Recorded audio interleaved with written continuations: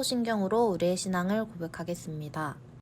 전능하사 천지를 만드신 하나님 아버지를 내가 믿사오며 그 외아들 우리 주 예수 그리스도를 믿사오니 이는 성령으로 잉태하사 동정녀 마리아에게 나시고 본디오 빌라도에게 고난을 받으사 십자가에 못 박혀 죽으시고 장사한 지 사흘 만에 죽은 자 가운데서 다시 살아나시며 하늘에 오르사 전능하신 하나님 우편에 앉아 계시다가 저리로서 산자와 죽은 자를 심판하러 오시리라. 성령을 믿사오며 거룩한 공회와 성도가 서로 교통하는 것과 죄를 사하여 주시는 것과 몸이 다시 사는 것과 영원히 사는 것을 믿사옵나이다. 아멘.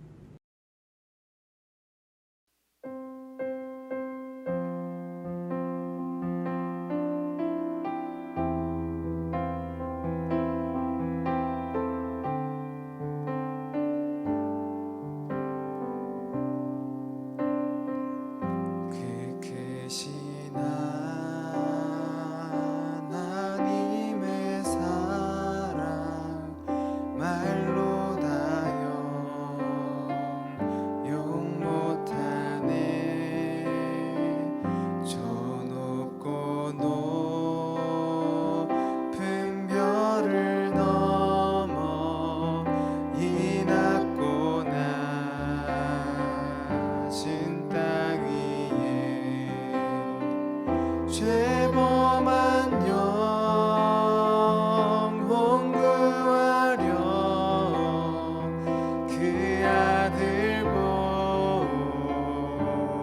보내사 화목제로 삼으시고 죄 용서하셨네.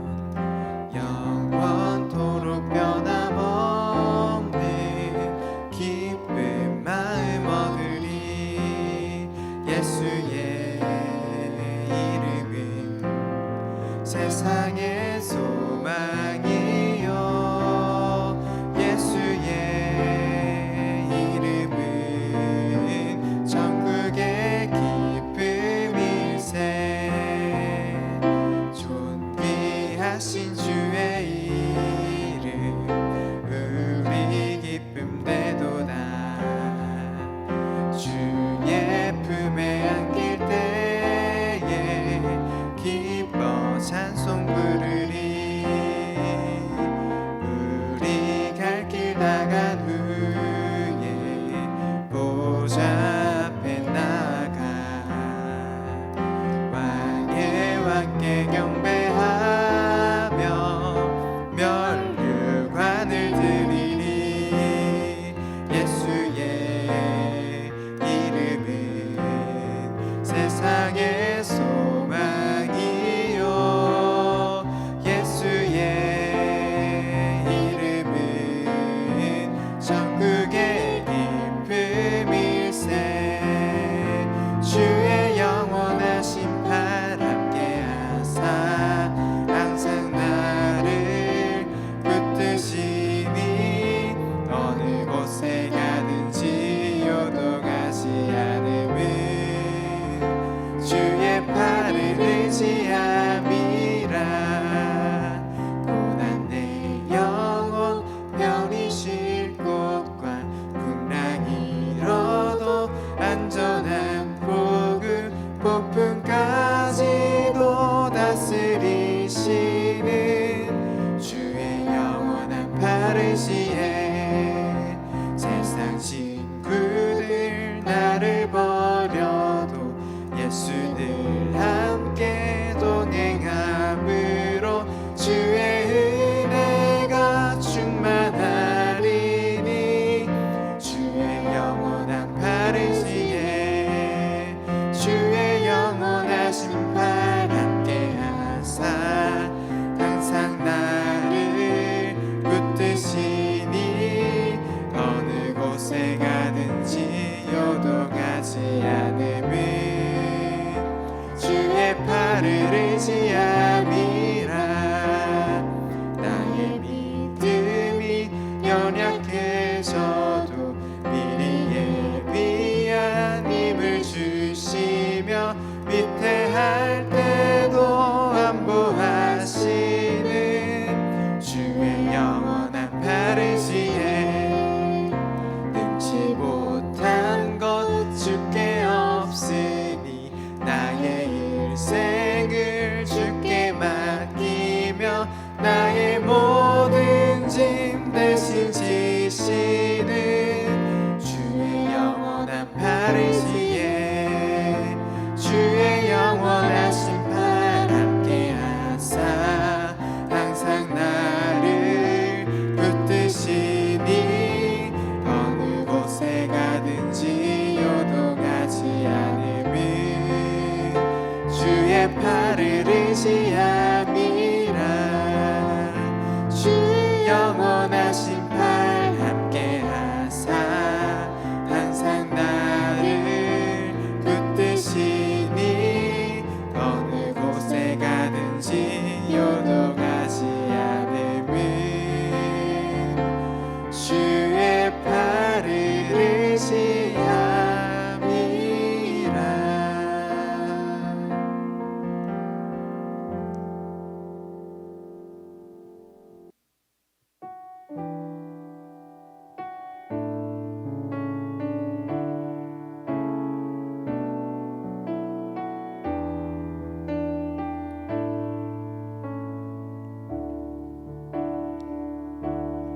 안개 속에서 주님을 보내 아무도 없을 것 같던 그곳에서 손 내미셔서 나를 붙드네. 길 잃고 쓰러져 가던 그곳에서 주 말씀하시네. 내 손 잡으라고 내가 곧 길이요 진리 생명이니 나 그 길을 보내. 주 예비하신 곳 다른 길로 돌아서지 않으리.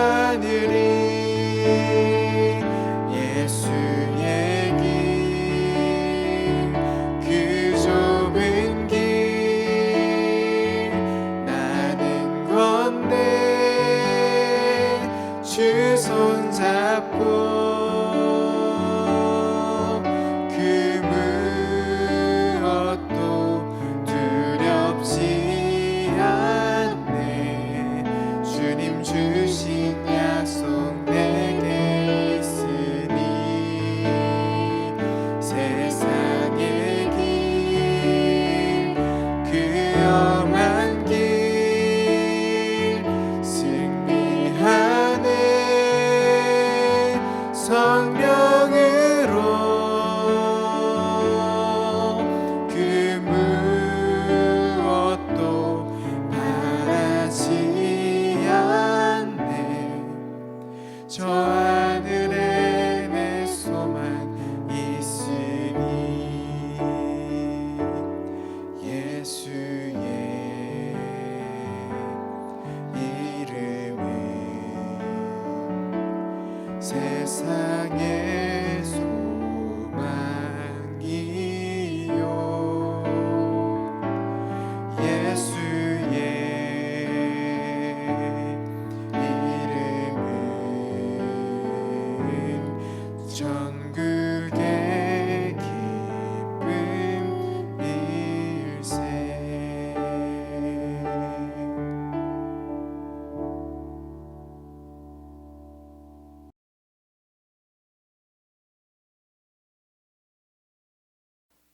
오늘 하나님께서 우리에게 주신 말씀은 고린도전서 1장 18절 말씀입니다. 십자가의 도가 멸망하는 자들에게는 미련한 것이요 구원을 받는 우리에게는 하나님의 능력이라. 아멘. 할렐루야. 살아계시고 또 사랑이 넘치시는 하나님께서 여러분을 이 예배 자리에 부르셨습니다. 어떤 이유에서든지 이 은혜의 자리로 나온 여러분을 주님의 이름으로 환영하고 축복합니다. 온라인입니다. 그리고 길어봤자 30분 정도 되는 시간입니다.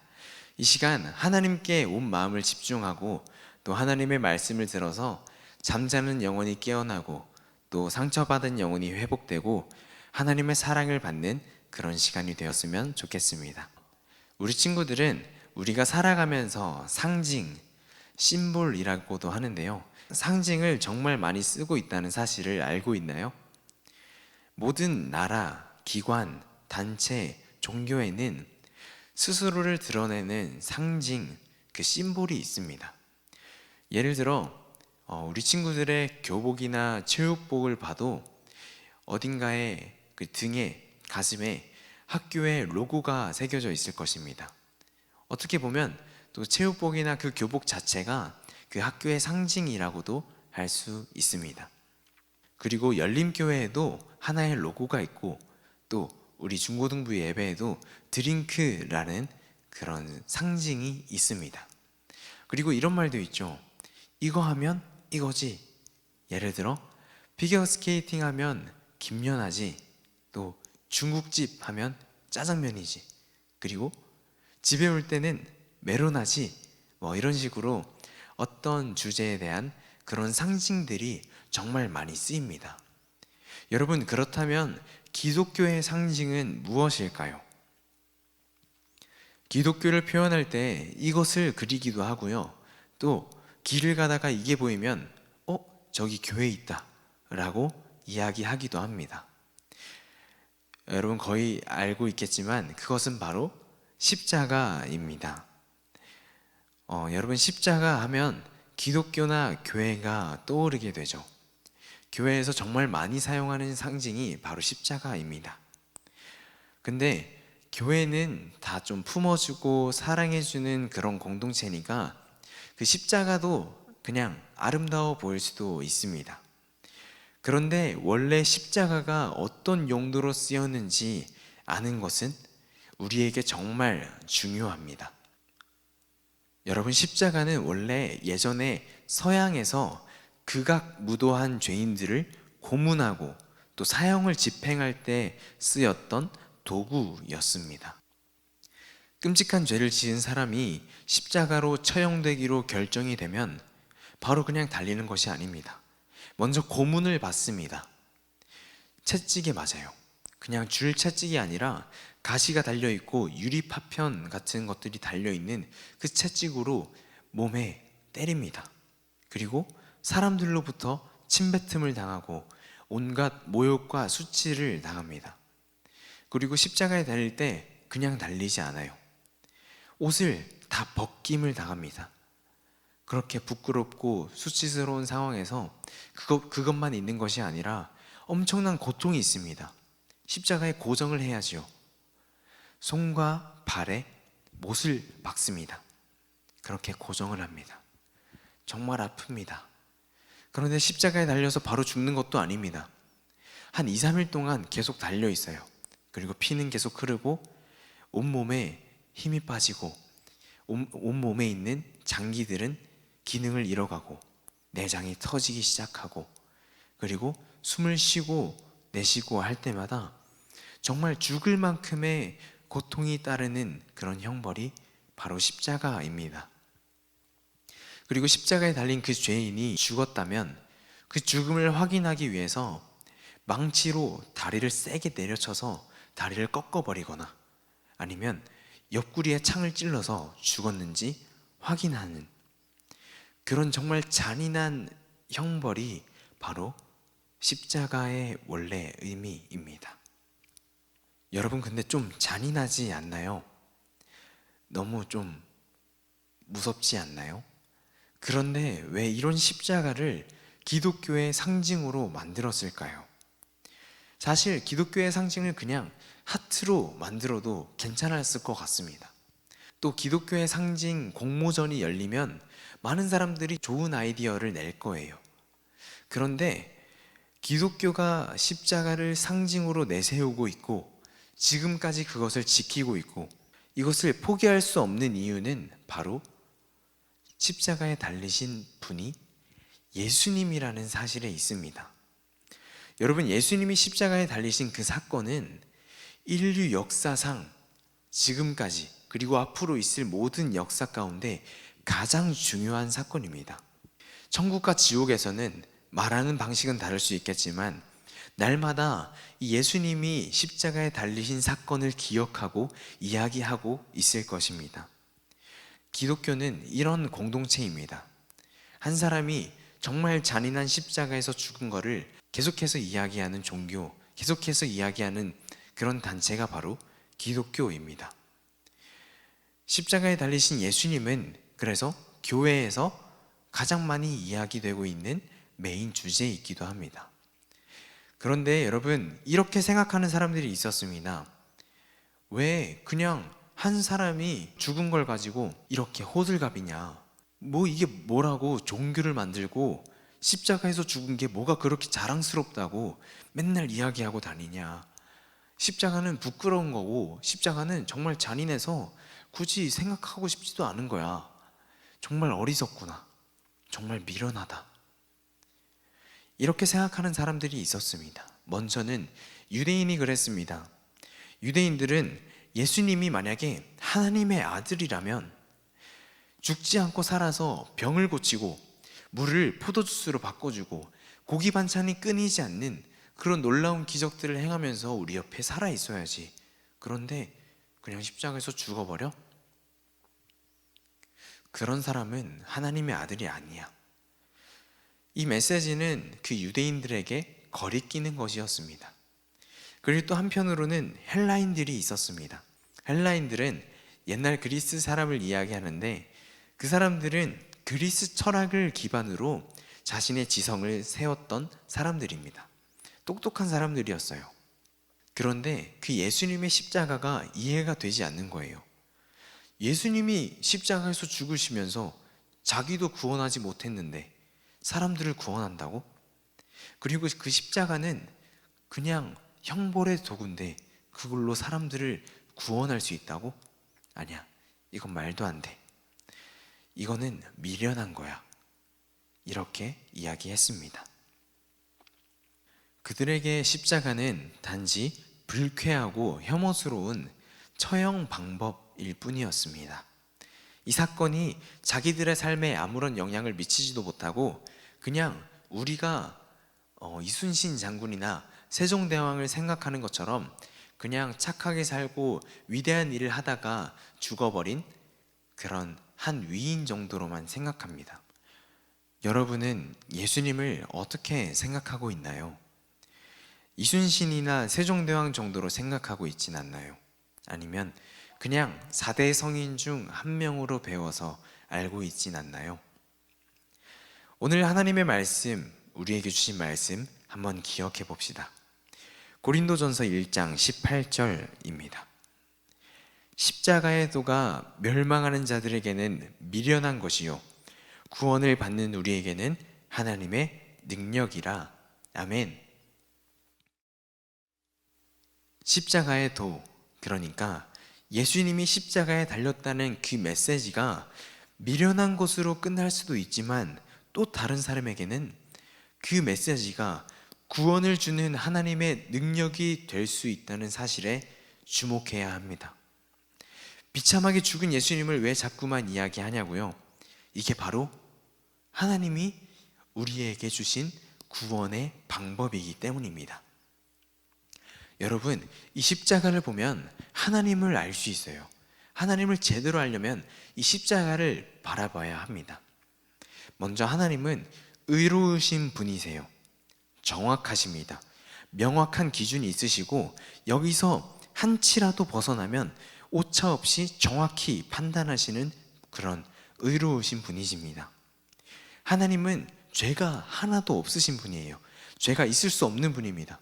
그래서 하나님 앞에서 이 먼지만큼의 죄가 있더라도 하나님께 받아들여질 수 없고 그 작은 죄는 하나님 앞에 섰을 때 바로 죽어버리고 맙니다. 성경은 예수님이 세상의 죄를 지고 십자가에서 죽으셨다고 이야기합니다. 예수님께서 세상의 작은 죄, 큰 죄, 인류의 모든 죄를 껴안으셔서 하나님 앞에 서셨을 때 그 예수님은 어떻게 되셨나요? 십자가에서 처절하게 죽으셨습니다. 그런데 사실 예수님을 죽게 만든, 예수님이 끌어안으신 그 세상 죄는 바로 나의 죄라는 사실이 정말 중요합니다. 예수님께서 껴안으신 세상의 죄에 내 죄가 포함되어 있습니다. 예수님은 내 죄를 지기 위해서 하늘로부터 이 땅에 내려오셨고, 하나님은 아끼고 아끼시는 그 예수님을 우리에게 내어주신 겁니다. 그래서 십자가를 통해서 알 수 있는 두 번째 사실은 하나님은 우리를 사랑하신다라는 사실입니다. 하나님은 정확하고 의로우셔서 죄와 절대 함께 하실 수 없는 그런 분이신데, 그런 죄인인 우리를 너무나 사랑하셔서 이 죄의 값을 예수님에게 전가시키시고 그 예수님을 죽게 만드시고 이 십자가에 달리신 예수님을 믿는 모든 자들에게는 너는 이제 죄가 없다 라고 선언해 주시는 것입니다. 여러분, 예수님이 십자가에 달렸다는 그 사실은 죄인들에게는 유일한 소망입니다. 그래서 찬양하죠. 세상의 소망입니다. 예수님의 이름은 세상의 소망이고 또 천국의 기쁨입니다. 예수님 이후로 살았던 모든 사람들, 그 모든 사람들은 그리스도 예수님이 나를 위해 십자가를 지셨다고 고백하고 믿는 사람들 밖에는 없습니다. 예수님을 통과하지 않는 의인은 없고 예수님을 통과하지 않고 천국에 가는 사람은 한 명도 없었습니다. 그리고 앞으로도 없을 것입니다. 기독교가 계속해서 십자가를 붙들고 있는 까닭은 바로 여기에 있습니다. 교회가 계속해서 십자가에 달리신 예수님을 찬양하고 그 놀라운 사랑에 감사하는 이유가 바로 여기에 있습니다. 십자가를 붙들고 살아가는 사람이 진짜 크리스찬입니다. 교회에 출석한다고, 또 이렇게 예배를 그냥 시청하고 있다고, 또 가끔 밥 먹기 전에 기도한다고, 또 힘들 때 가끔 하나님을 찾는다고, 그 사람이 크리스찬이고 그리스도인이 아니라 십자가에 달리신 예수님을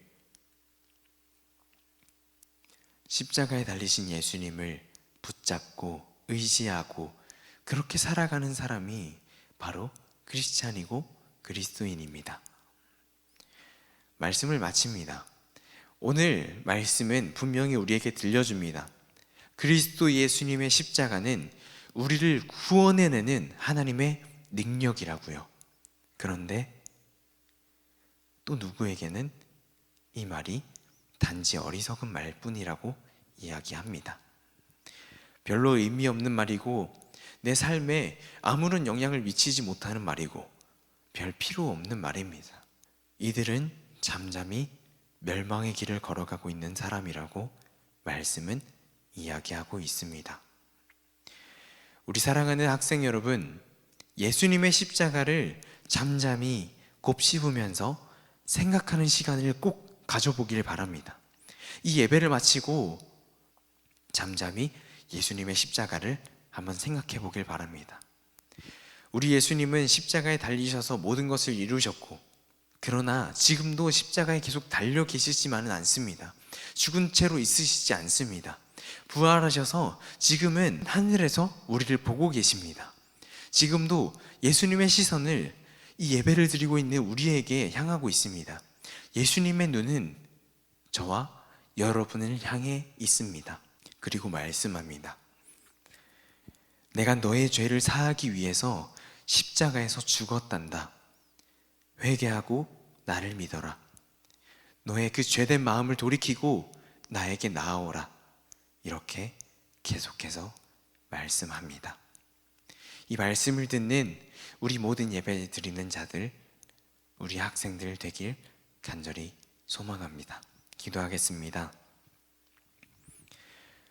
오늘 우리 각자 예배 자리 가운데서 살아계시는 하나님, 오늘도 하나님의 귀한 말씀 들려주시니 정말 감사합니다.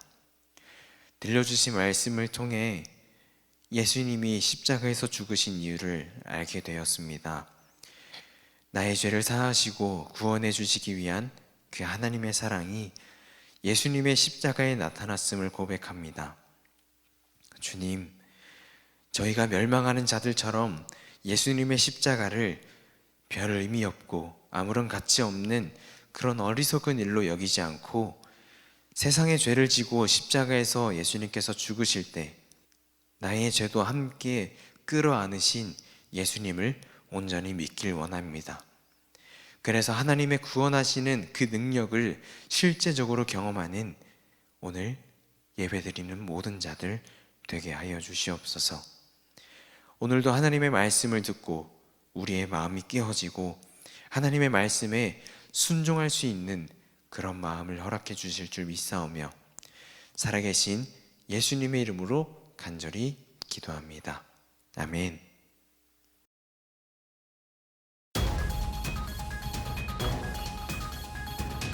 지금부터 드링크 뉴스를 시작하도록 하겠습니다. 먼저 첫 번째 소식입니다. 오늘도 예배 자리에 나온 열린교회 중고등부 친구들을 진심으로 환영하고 축복합니다. 오늘 말씀도 마음에 잘 새기고 돌아가는 우리 친구들이 되었으면 좋겠고 말씀 꼭 붙잡고 살아가는 우리 친구들이 되었으면 좋겠습니다. 두 번째 소식입니다. 오늘은 새생명 전도축제 플러스1 1031입니다. 우리 친구들에게 5가지 미션과 보너스 미션을 줬었어요. 오늘까지니까 꼭 인증샷을 찍어서 전도사님들이나 아니면 선생님들에게 꼭 보내주길 바랍니다. 오늘 새로 예배 드린 친구들이 있다면 앞으로도 같이 쭉 예배 드리면서 하나님 나라를 향해 함께 걸어갔으면 좋겠습니다. 다음 소식입니다.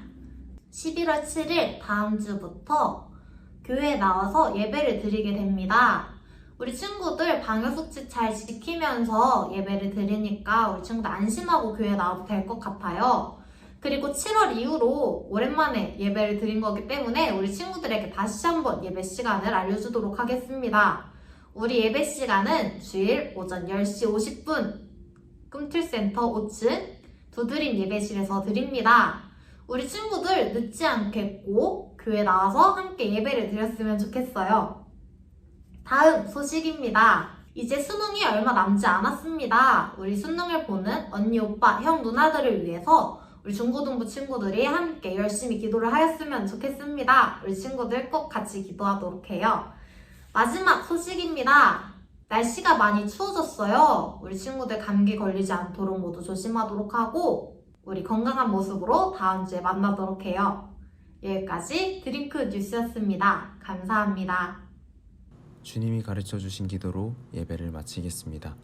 하늘에 계신 우리 아버지여, 이름이 거룩히 여김을 받으시오며 나라에 임하옵시며 뜻이 하늘에서 이룬 것 같이 땅에서도 이루어지이다. 오늘날 우리에게 일용할 양식을 주옵시고 우리가 우리에게 죄 지은 자를 사하여 준 것 같이 우리 죄를 사하여 주옵시고 우리를 시험에 들게 하지 마옵시고 다만 악에서 구하옵소서. 대개 나라와 권세와 영광이 아버지께 영원히 있사옵나이다. 아멘.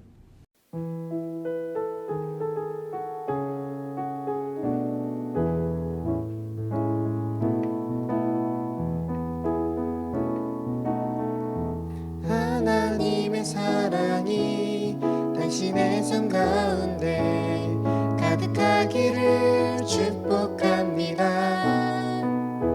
하나님의 은혜가 우리 가운데 가득하길 기도합니다. 하나님의 사랑이 당신의 삶 가운데 가득하기를